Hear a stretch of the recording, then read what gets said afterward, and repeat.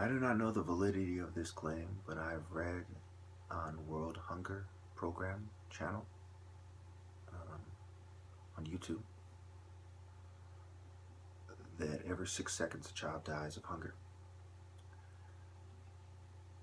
And so the Global Food Security Act of 2016, S 1252, I assume that has to do with the bail number. Um,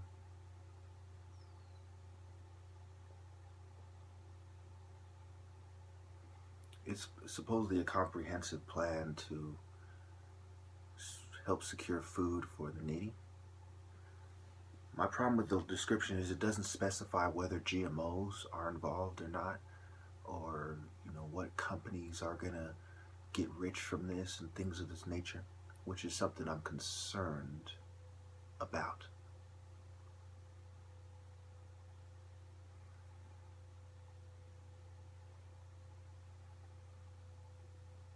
It's interesting that it includes plans to stimulate economic growth, and I'm wary of that as well, because in the past, America has been very shady when it comes to these sorts of things.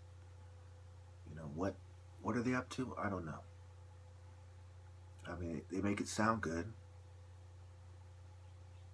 and since there is really no other plan in place to feed the poor, if you will, I decided to call Senator Feinstein's office, and I really didn't even know what to say. I didn't really know who I was calling. I just did, I got this email that said call this number. It could be a scam for all I know. I don't know, but I gave him the benefit of the doubt, and I didn't even use proper grammar. I was like, I'm calling to urge you to pass the Global Food Security Act. And I knew it was the secretary, but it was so awkward. I didn't really know what I was going to say ahead of time. I thought when I called, it was going to give me some kind of a recorded message, and I was going to press some numbers or something, But anyway, and how the drugs are fucking up my speech patterns, and that's another thing I'm concerned with. Does this involve covert drugging? If it does, it really is counterproductive. Because why do eugenics on people who are dying of hunger anyway, right? It's a very interesting bill, and I really do not know what to make of it. I think there are those in the population control crowd that acknowledge that when you increase sanitation, when you improve sanitation, hygiene, nutrition, and living conditions, that people tend to limit their offspring by themselves, especially because a lot of times people have children to help them bring in income. And if they expect a lot of children are going to die, they have a lot of children. But their culture tends to change when the circumstances of their household and their life changes.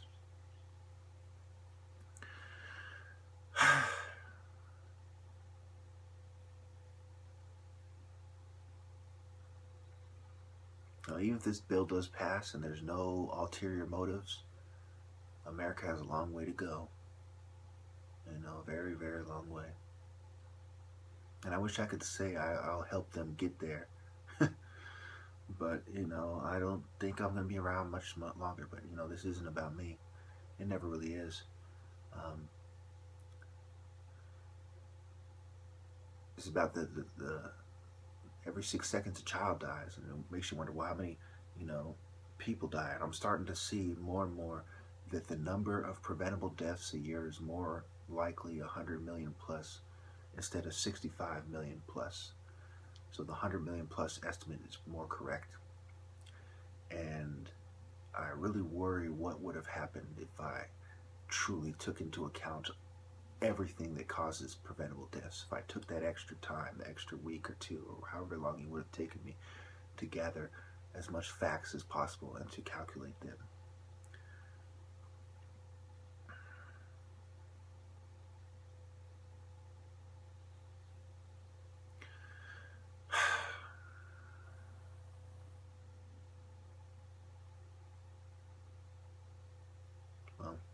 guess I'll end it there. There's no reason to drag this out. I'll read a little bit from this bill. I have a little time. I'll just read them. Global Food Security Act of 2016. This bill requires the President to develop and implement a global food security strategy to promote global food security, resilience, and nutrition.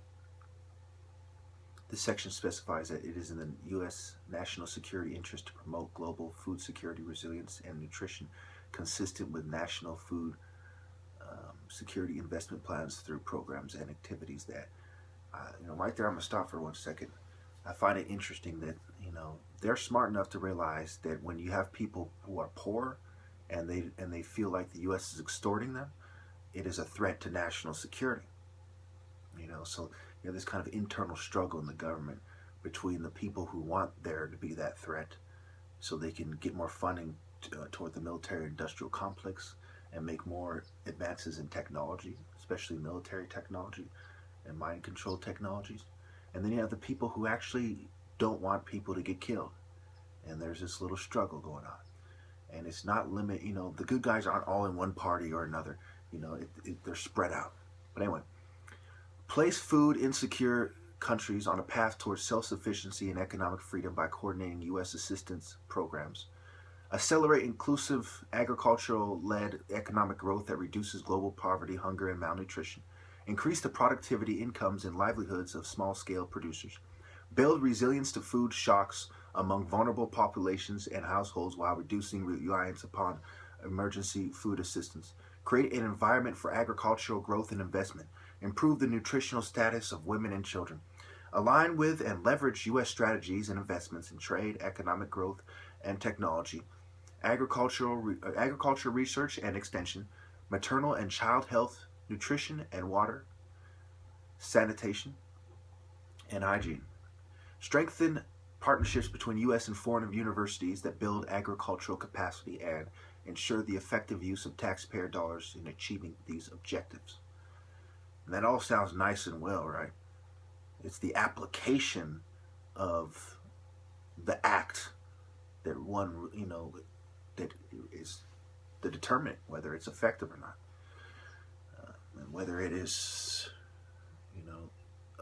another step in something else. Section 5. The President must coordinate a whole of government strategy to promote global food security, resilience, and nutrition consistent with national and food security investment plans. This section specifies required goals and criteria for the strategy.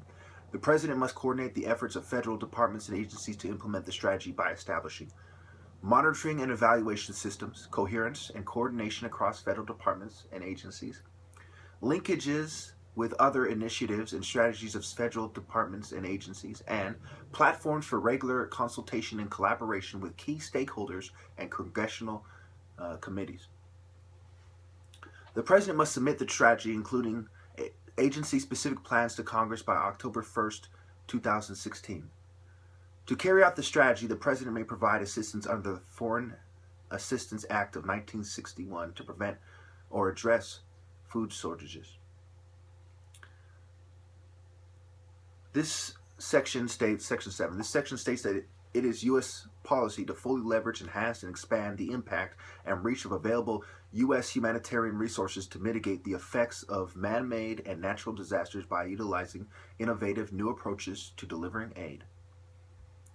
This section amends the Foreign Assistance Act of 1961 to authorize the President to provide emergency food assistance, including funds, transfers, vouchers, and agricultural commodities acquired through local or regional procurement to meet emergency food needs arising from man-made and natural disasters. The President must report annually to Congress on the use of this authority, including the amounts of assistance provided, intended beneficiaries, monitoring and evaluation strategies, anticipated outcomes, and actual outcomes. Section 8. The President must report annually to Congress on the implementation of the Global Food Security Strategy. Section 9. This section specifies that nothing in the Global Food Security Strategy or this bill should be construed or supersede or otherwise affect the authority of federal departments and agencies to carry out specified food and nutrition security or emergency and non-emergency food assistance programs. Sounds good, right? I know, I mean, I don't know what they're up to. And you know me, I tell the truth, so I'm going to leave it there. Give you something to think about.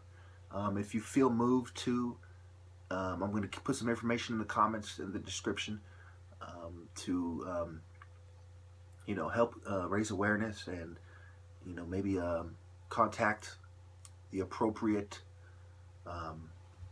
representatives and politicians, and to try to make this happen. So if you feel moved, me personally, I can't guarantee that this is on the up and up, but me myself, I'm giving him the benefit of the doubt for now. I'm gonna look into it more, and if I feel like they're fucking with me, the biggest mistake they can make is, betraying me after I give them the benefit of the doubt, because I rarely give them the benefit of the doubt. If they turn around and stab me in the fucking back, it's not good. Thank you.